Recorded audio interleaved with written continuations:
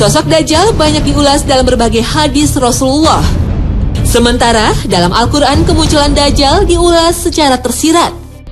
Yauma ya'ti ba'du ayati rabbika la yanfa'u nafsan imanuha lam takun amanat min qablu aw kasabat fi imaniha khayra.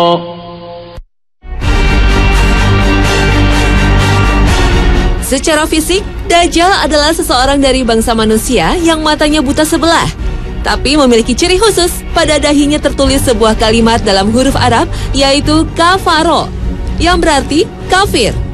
Namun tulisan ini tak bisa dibaca oleh semua umat manusia.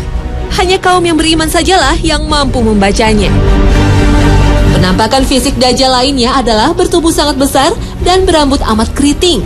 Pada hari akhir, Dajjal merupakan ujian besar umat manusia yang beriman pada Allah Subhanahu wa Ta'ala. Dajjal akan muncul dan menyatakan bahwa dirinya adalah Tuhan. Na'udzubillah min zalik. Dajjal akan tinggal di muka bumi selama 40 hari. Tetapi hari kemunculan Dajjal tidaklah sama dengan hari umat manusia. Hari pertama kemunculan Dajjal akan berlangsung selama 1 tahun. Sedangkan hari kedua akan berlangsung selama sebulan. Hari ketiga lamanya seminggu, dan hari keempat serta seterusnya berlangsung selama 24 jam. Sehingga dapat diartikan, Dajjal akan hidup di muka bumi selama 1 tahun, 1 bulan, dan 45 hari. Allah Subhanahu wa Ta'ala memberikan sebuah keajaiban pada Dajjal, berupa kemampuan untuk mengelilingi dunia dalam sekejap layaknya hembusan angin. Tetapi hanya ada 2 kota yang tidak mampu dimasuki Dajjal, yaitu kota suci Mekah dan Madinah. Dajjal dianugerahi kesaktian menghidupkan orang mati yang telah ia bunuh. Selain itu, Dajjal mampu memerintahkan bumi untuk menumbuhkan tanaman dan memerintahkan langit untuk menurunkan hujan. Sesungguhnya Dajjal telah hidup dan tinggal di tengah lautan di sebuah pulau yang berada di sebelah timur kota Madinah dalam keadaan terbelenggu oleh ikatan besi yang sangat kuat. Dajjal muncul diperkirakan di sebuah tempat terletak antara negeri Syam atau daerah Palestina dan Irak. Ada juga yang berpendapat Dajjal akan muncul di segitiga Bermuda. Segitiga Bermuda menyimpan banyak misteri. Kapal terbang dan kapal laut yang melintasi kawasan itu dilaporkan menghilang. Segitiga Bermuda berada di Samudra Atlantik, tepatnya terletak di antara Florida di sebelah barat, Puerto Rico di sebelah timur, dan Pulau Bermuda di sebelah utara. Di kawasan ini terdapat sebuah pulau yang dikuasai oleh Dajjal. Berdasarkan berbagai manuskrip kuno yang dipelajari Muhammad Isa Daud, seorang peneliti dan jurnalis asal Mesir, Dajjal sesungguhnya telah lahir 100 tahun sebelum kelahiran Nabi Musa alaihissalam. Bernama sama Musa, tapi lebih dikenal Samiri karena berasal dari Samiroh, Palestina. Samiri adalah Dajjal yang akan muncul pada akhir zaman. Samiri terlahir dari perkawinan sedara, sehingga lahir dengan kondisi fisik cacat, sebelah matanya buta, dan lumpuh. Orang tua Samiri adalah penyembah patung sapi. Konon, sejak lahir, Dajjal tidak mau menyusu dan lebih banyak tidur.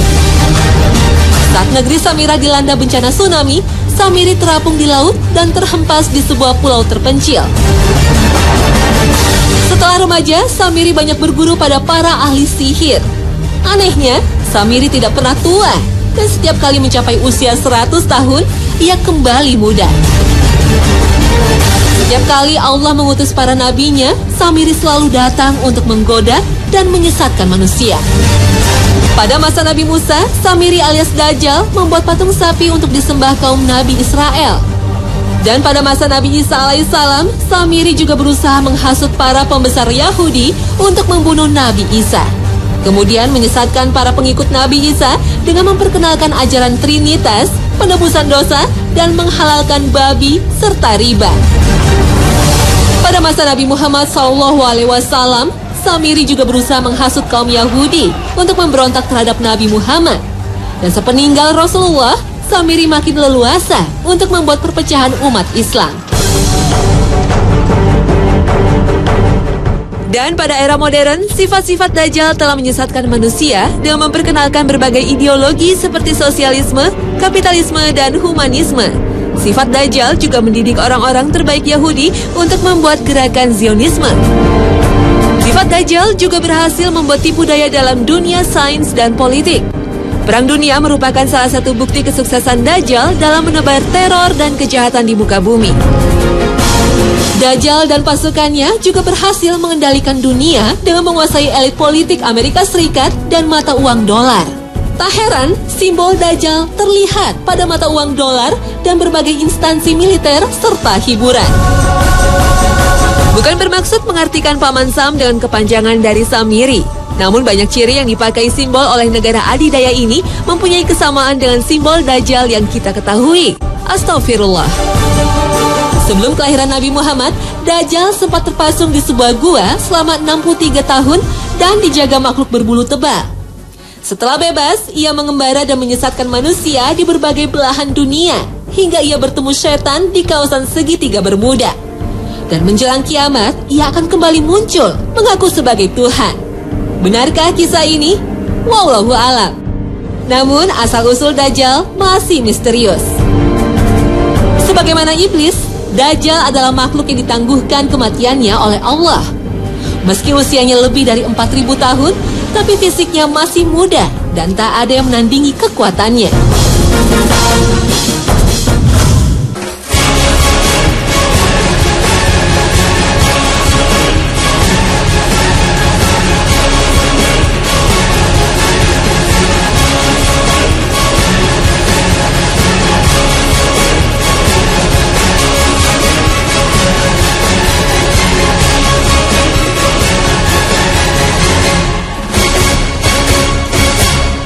Yes, brother.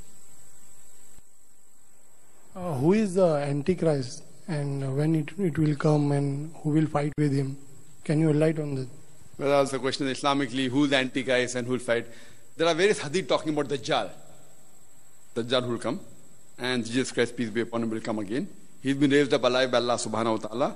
And in his second coming, he will fight against this Dajjal. And there are various hadith talking about the Dajjal, that he'll be one-eyed, etc. So many people have given their own views who the Dajjal will be. So there are hadiths talking about the Dajjal. So surely before the world ends, this Dajjal will come. He'll be born. Isa alayhi salam will come again. He will see to it that he kills this Dajjal. Mahdi salam will come. And Khilafah will be established. So all these are there. So this is basically talking about the Dajjal, where there are various hadiths talking about it. Is Dajjal related to Jews? Is it from Jews? No, see, many things what is mentioned in the Bible may have also been mentioned in the Quran. What is mentioned in the Quran is also mentioned in the Bible. We agree it is correct. But there are many things which are mentioned there in the Bible which is not mentioned in the Quran. So it comes in the Mubah category, optional. But there are some things which are mentioned in the Bible which is against the Quran and Sahih Hadith that we don't have to agree at all. So whenever you read any other scripture, whether it be the Bible, whether it be the Veda or any other religious scripture, there are three categories. One is what matches with Quran and Sahih Hadith. Whatever matches with Quran and Sahih Hadith, we have to follow it and we agree it is correct. What goes against the Quran and Hadith, we say it is wrong. What does not go against matches comes in Mubah category. May be right, may be wrong. So there are things also mentioned about Antichrist in the Bible, that there will be 666 mentioned, 666.